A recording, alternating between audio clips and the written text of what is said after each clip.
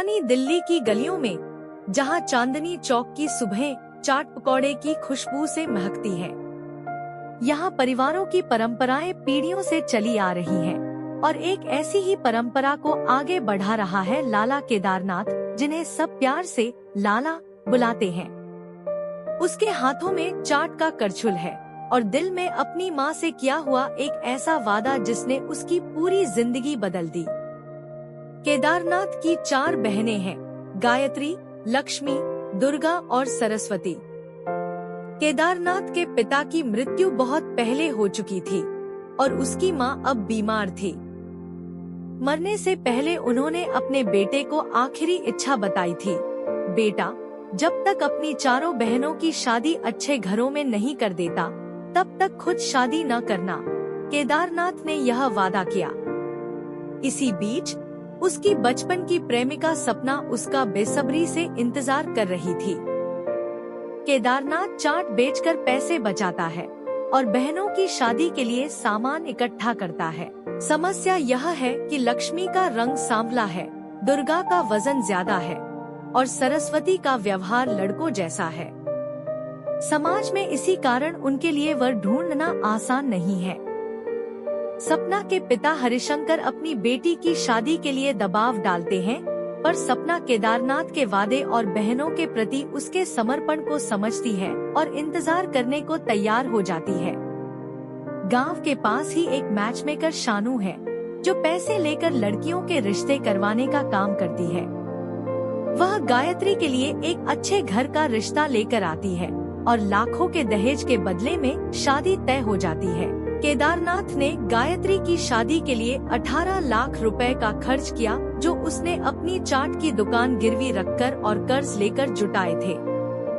शादी धूमधाम से संपन्न होती है और घर में लौटकर केदारनाथ को अप्रत्याशित सच्चाई का पता चलता है। उसकी माँ ने सबको बताया कि केदारनाथ उसका अपना बेटा है, पर सच यह है कि उसने उसे गोद लिया था। अपनी माँ के बताए राज से सबको झटका लगता है, लेकिन केदारनाथ को कोई फर्क नहीं पड़ता, वह तो उन सबका भाई बना रहता है।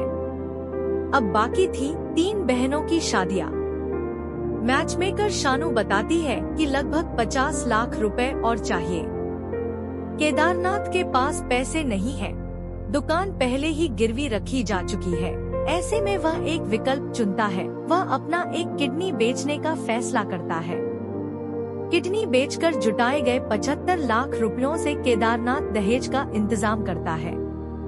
वह अपने शरीर का एक हिस्सा बेचकर अपनी बहनों के भविष्य का सौदा करता है, पर उसे लगता है कि यही एकमात्र रास्ता है। दुर्गा और लक्ष्मी की शादी के कुछ ही दिनों बाद केदारनाथ को एक फोन आता है, गायत्री ने जहर खाकर आत्महत्या कर ली है। वह दहशत में उसके ससुराल पहुंचता है। पड़ोसी चिल्लाकर बताता है, गायत्री के ससुराल वाले हर दिन उसे तंग करते थे। पहले दहेज के पैसे, फिर डबल डोर रेफ्रिजरेटर और अब राखी के त्योहार पर भी उसे बुलाने से मना कर दिया था। बेटी ने अपने भाई को परेशान नहीं करना चाहा, इसलिए चुप रही, अपने अंदर जहर घोल लिया। केदारनाथ की चीख निकल जाती है। यह वही गायत्री है जिसकी शादी के लिए उसने दुकान गिरवी रखी थी, किडनी बेची थी, लाखों कर्ज लिया था और आज वह बेटी उसी दहेज के अभिशाप के कारण मिट्टी में मिल गई। गायत्री का अंतिम संस्कार होता है और केदारनाथ की आंखें जल उठती हैं। वह चाट की दुकान पर जाता है, अपने पिता की तस्वीर पर पत्थर फेंकता है, जोर जोर से चिल्लाता है, पिताजी, आपने मुझे सही रास्ता दिखाया, पर आपकी बेटी मर गई। वह दहेज प्रथा के खिलाफ ऐलान करता है, अब वह अपनी बहनों के लिए दहेज नहीं देगा, बल्कि उन्हें इस लायक बनाएगा कि वे अपने पैरों पर खड़ी हों और खुद अपना जीवन साथी चुने।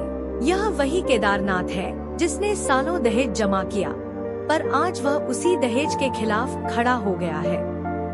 वह सपना से कहता है, तुम अपनी जिंदगी देखो, मैं पक्का नहीं कर सकता कि कब यह बोझ खत्म होगा। वह सपना के साथ अपने रिश्ते को तोड़ते हुए उसे दूसरी शादी करने को कहता है, पर सपना भी उतनी ही जिद्दी होती है, वह टूट जाती है लेकिन उसके लिए रुकने का फैसला करती है। हरिशंकर को यह बात पता चलती है और वह केदारनाथ की बहनों की शादी की पूरी प्रक्रिया से नाराज होता है, पर सपना अपने पिता को भी समझाने में कामयाब हो जाती है। केदारनाथ अब अपनी बहनों को प्रोत्साहित करता है। वह चाहता है कि दुर्गा वकील बने, सरस्वती पुलिस अफसर और लक्ष्मी हर स्किल सीखे। बहनों को यह नया दृष्टिकोण अटपटा लगता है, पर भाई के इरादे देख वे भी संकल्पित हो जाती है। समय बीतता है। सालों बाद दुर्गा कानून की डिग्री लेकर एक वकील बन जाती है। वह करियर में आगे बढ़ती है और अपनी क्लास में टॉप करने वाले एक सहपाठी से विवाह करती है। सरस्वती पुलिस अकादमी जाती है और पुलिस अफसर बनती है और फिर अपने ही कॉलेज के एक सहकर्मी से शादी करती है। लक्ष्मी के लिए सपना का पूर्व मंगेतर स्वप्निल एक वरदान साबित होता है। स्वप्निल लक्ष्मी के काले रंग, उसकी सादगी को समझता है और अपने परिवार का विरोध करते हुए उससे शादी कर लेता है। अब केदारनाथ की तीनों बहनें आत्मनिर्भर बन चुकी हैं और अपनी अपनी जिंदगी में खुश हैं। सपना ने 12 साल तक केदारनाथ का इंतजार किया था। अब वह मुस्कुराती है क्योंकि उसकी बहनें अपने सपनों को जी रही थी, बदले की आग नहीं बल्कि प्यार और सम्मान के साथ। लेकिन कहानी यही नहीं रुकती। गायत्री के ससुराल वालों को अब तक सजा नहीं मिली थी। दुर्गा अब एक वकील है। वह गायत्री के ससुराल वालों के खिलाफ मुकदमा दायर करती है। वह कोर्ट में सारे सबूत पेश करती है, दहेज की मांग, प्रताड़ना और गायत्री की मौत के पीछे का पूरा सच। अदालत ने गायत्री के पति और ससुराल वालों को सजाए कैद सुनाई। यह पहली बार था जब दहेज के इस मामले में ससुराल वालों को सजा मिली हो और दुर्गा के लिए यह एक बड़ी जीत थी। केदारनाथ को गर्व था कि उसकी बहन ने न केवल अपने करियर में सफलता पाई, बल्कि अपनी दूसरी बहन की मौत का बदला भी लिया। इस सबके बीच सपना के पिता हरिशंकर, जो हमेशा केदारनाथ से नाराज रहे थे, अब उसकी तारीफ करते नहीं थकते। सालों बाद केदारनाथ ने आखिरकार सपना से शादी करने का फैसला किया। सपना के घर के बाहर केदारनाथ एक घोड़ी पर सवार होकर आता है। अब उसकी उम्र 60 साल है। दुल्हन सपना भी उसी उम्र की। दोनों के चेहरे पर झुर्रियां हैं, पर उनकी आंखों में वही चमक है जो सालों पहले पुरानी दिल्ली की गलियों में पैदा हुई थी। 12 साल का इंतजार, सैकड़ों रातों की बेचैनी, अनगिनत आंसू और एक अटूट विश्वास, आज यह सब प्यार में बदल गया था। शादी में दुर्गा, लक्ष्मी और सरस्वती तीनों बहनें गर्व से अपने भाई के साथ खड़ी थी। गायत्री की याद में दीपक जला रखा था, मानो वह भी इस शादी में शामिल हो। हरिशंकर ने केदारनाथ के माथे पर तिलक लगाया और सपना ने आखिरकार उसके गले में वरमाला डाल दी। केदारनाथ की मां का आशीर्वाद, उसकी बहनों की खुशी और उसके बचपन का प्यार, आज सब कुछ एक साथ मिल गया था। लेकिन जश्न के बीच केदारनाथ को गायत्री की याद सताती रहती है। वह उसकी तस्वीर को देखता है और आंसू टपक पड़ते हैं। उसने चारों बहनों को ब्याहने की ठानी थी, पर एक को वह बचा नहीं पाया। उसी रात केदारनाथ अपनी बहनों को इकट्ठा करता है और कहता है, आज से इस घर में दहेज मांगने वालों के लिए कोई जगह नहीं है।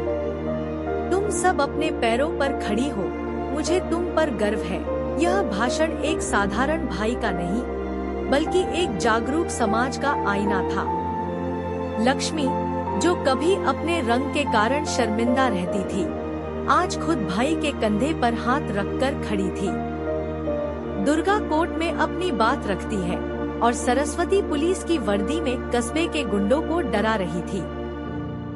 हर बहन ने अपनी पहचान बना ली थी। केदारनाथ अपनी बहनों से माफी मांगता है। वह कहता है, मैंने तुम्हारा रंग, तुम्हारी शक्ल, तुम्हारे व्यवहार को लेकर तुम्हें छोटा किया। मैं गलत था। यह भाई का अपनी गलतियों के प्रति ईमानदार होना दर्शकों को भावुक कर देता है। सपना, जो सालों से इंतजार कर रही थी, उसके धैर्य की भी यहाँ तारीफ होती है। समय का यह सफर आसान नहीं था। केदारनाथ ने अपनी किडनी बेची थी, दुकान गिरवी रखी थी, करोड़ों का कर्ज चुकाया था और एक बहन को खो दिया था। लेकिन उसने हार नहीं मानी। जब गायत्री मरी तो वह उसे बचा नहीं सका, लेकिन उसने शपथ ली कि अपनी बाकी बहनों के साथ ऐसा कभी नहीं होने देगा। सालों बाद जब तीनों बहनें अपनी अपनी पोस्टिंग पर तैनात थीं, उन्होंने अपने पति भी बिल्कुल सही चुने थे। सबने दहेज की मांग को ठुकराया था और लड़कियों की शिक्षा और आत्मसम्मान को प्राथमिकता दी। अब केदारनाथ की बारी थी। सपना ने 60 साल की उम्र में भी उसे स्वीकार किया। उसके लिए वह अब भी वही छोटा लड़का था जो उसके दिल में बसा था। शादी के दिन केदारनाथ की बहनों ने आपस में तय किया कि वे अपने भाई को घोड़ी पर बिठाकर बारात लेकर चलेंगी। यह देखकर पूरे मोहल्ले में हलचल मच गई। औरतें बारात में शामिल थीं, पुरुष नहीं। यह अपने आप में एक ऐतिहासिक दृश्य था। जब केदारनाथ उसी मैचमेकर शानू से बात करता है तो वह हैरान रह जाती है। आखिरकार उसे दहेज नहीं देना पड़ा और उसकी बहनों के पति उनसे प्यार करते हैं, उनकी संपत्ति से नहीं। यह सब बदलाव केदारनाथ के विश्वास के कारण आया था। जब गायत्री के पति को जेल से रिहा किया जाता है, वह केदारनाथ के पास आकर रोता है और माफी मांगता है। वह कहता है, मैंने गलत किया। मैं और मेरे परिवार ने तुम्हारी बहन को सताया, हमें सजा मिली। लेकिन आज मैं तुमसे कहना चाहता हूँ कि दहेज एक अभिशाप है। केदारनाथ उसे क्षमा तो करता है, लेकिन उसकी बातें उसके दिल में अलग ही आग लगा देती हैं। वह सपना के साथ अपनी शादी के बाद गायत्री के नाम पर एक चैरिटी ट्रस्ट खोलता है जो दहेज विरोधी जागरूकता फैलाता है। यह ट्रस्ट कई महिलाओं की मदद करता है और केदारनाथ अब केवल एक चाट विक्रेता नहीं रहा, वह एक समाज सुधारक बन गया।